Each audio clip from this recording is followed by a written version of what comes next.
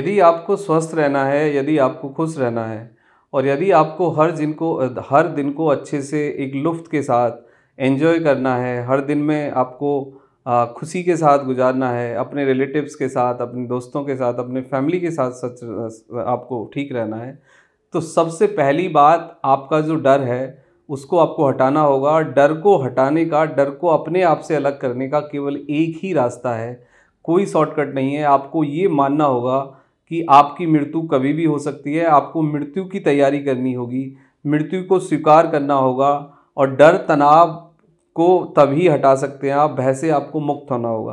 3 चीज़ें आपको लाइफ में करनी होंगी। मृत्यु को एक्सेप्ट करो।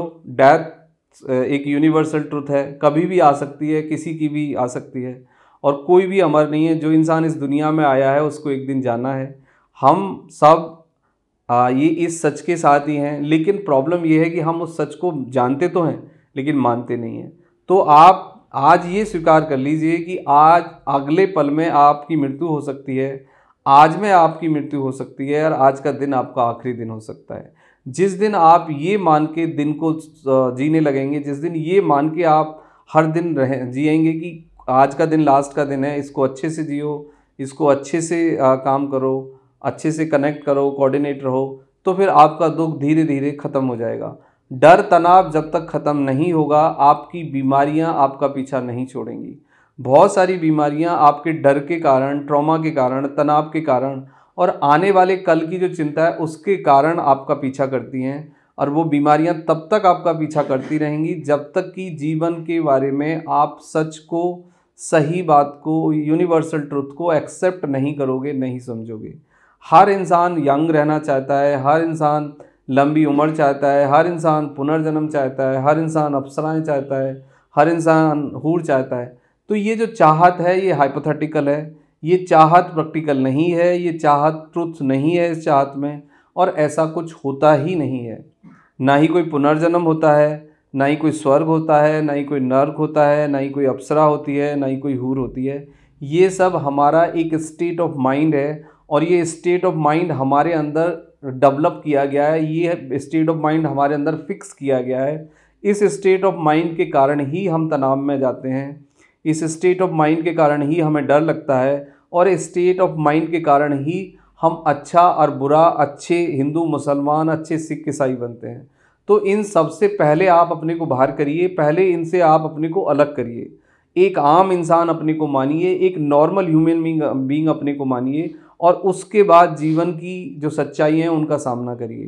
प्रॉब्लम ये है दुनिया में कि हमने जो देखा है, जो हमने सुना है, जो हमें बताया गया है वो वैज्ञानिक नहीं है, वो हाइपोथेसिस है, वो एक कल्पना है मात्र, वो एक प्रैक्टिकल चीज़ नहीं है। वो एक डिज़ायर हो सकती है, वो एक इन्फेचुएशन हो सकती है इंसान की, लेकिन वो प्रैक्टिकलिटी नहीं है, उसमें सत्य बात नहीं है।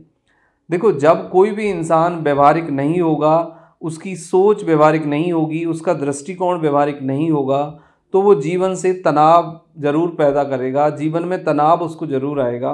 क्योंकि यदि हम कोई ऐसी डिज़ायर पाल लें, यदि कुछ ऐसा हम सोच लें कि जो एग्जिस्ट करता ही नहीं है, जो हो ही नहीं सकता, उसके लिए हम बहुत लंबे समय तक प्रयास करते रहते हैं और उसके बाद या तो डिप्रेशन हमें मिलता है, या तनाव मिलता है, या डर मिलता है, या फिर हम खाली हाथ होते हैं।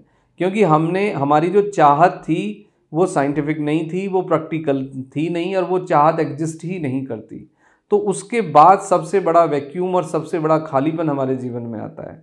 तो यदि आपको डिप्रेशन से बाहर आना है, आपको एंजाइटी से बाहर आना है, आपको तनाव से बाहर आना है और आपको कल के डर से यदि बाहर आना है, तो सबसे पहले भय मुक्ति का रास्ता ये है कि आप एक्सेप्ट करिए कि अगला पल, आज का दिन आपका आखिरी दिन हो सकता है और आप कभी भी इस दुनिया से जा सकते हैं। क्योंकि ये एक प्रोसेस है, लोग आते हैं, लोग जाते हैं, इंसान पैदा होता है, इंसान मरता है, ये एक जर्नी है। इस जर्नी में कुछ फुल स्टॉप और ब्रेकर हैं। ये एक ट्रेन की तरह है, कुछ लोग आपको मिलेंगे, कुछ लोग छोड़ेंगे, कुछ नए आएंगे, कुछ पुराने आएंगे, इस तरह से ये जर्नी चलती रहती है और ये रिवॉल्विंग है।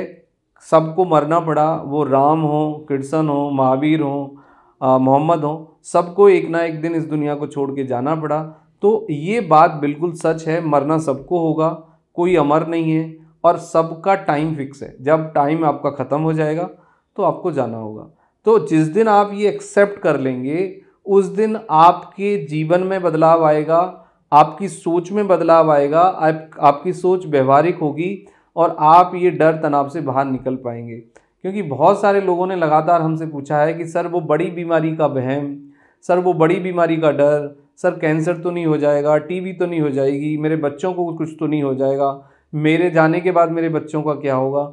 तो इस तरह के जो हाइपोथेटिकल जो इमोशनल फियर हैं आपके, ये आपका पीछा नहीं छोड़ते। और जब तक हाइपोथेटिकल इमोशनल फियर और रिलीजियस फियर आपका पीछा नहीं छोड़ेंगे, आप एक नॉर्मल हेल्दी इंसान नहीं बन सकते। तो बहुत सारे लोगों की ये क्वेरीज थी, इसलिए मैंने डिसाइड किया कि एक वीडियो बनाते हैं और आपको एक मैसेज कन्वे करते हैं। जो लोग एंजाइटी में हैं, जो लोग डिप्रेशन में हैं, जिनको ओसीडी है, जिन लोगों को मूड डिसऑर्डर है, जिन लोगों को फोबिया है, जिन लोगों को फियर साइकोसिस है, उन सब लोगों को ये वीडियो देखना चाहिए, अपने दोस्तों को शेयर करना चाहिए, अपने फ्रेंड को शेयर करना चाहिए। क्योंकि आप माने या ना माने, इस दुनिया में केवल डर ही एक सबसे स्ट्रॉन्ग व्यापार है, पाखंड है। आप राजा से बात करिए, डर मिलेगा। आप नेता से बात करिए, वो आपको डराएगा। आप धार्मिक इंसान से बात करिए, वहाँ पे डर मिलेगा। आप डॉक्टरों से इवन बात करिए, वो भी आपको डराएंगे। इवन आप लीगल रिप्रेजेंटेटिव्स, जुडिशरी वाले लोग हैं, उनसे बात करिए, वो भी आपको डराएंगे। तो डर आपके हर कदम पे है, डर आपके चारों तरफ है। हमें डर से ही पाला गया है, हमें डराया ही गया है।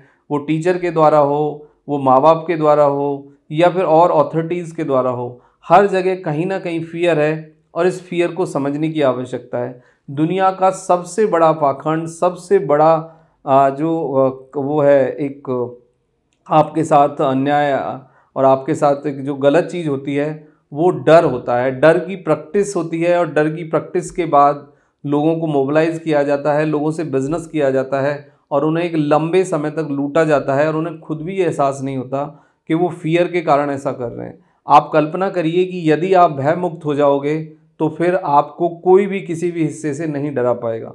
क्योंकि बहुत सारे लोग दुनिया में कोई काम नहीं करते, केवल वो डर का व्यापार करते हैं। ना वो खेती करते, ना वो कोई काम करते, ना वो कुछ कमाते, क्योंकि उनका जीवन भी आप ही चलाते हो और वो डर की प्रैक्टिस करते हैं। तो आपको सबसे पहले डर को समझना है।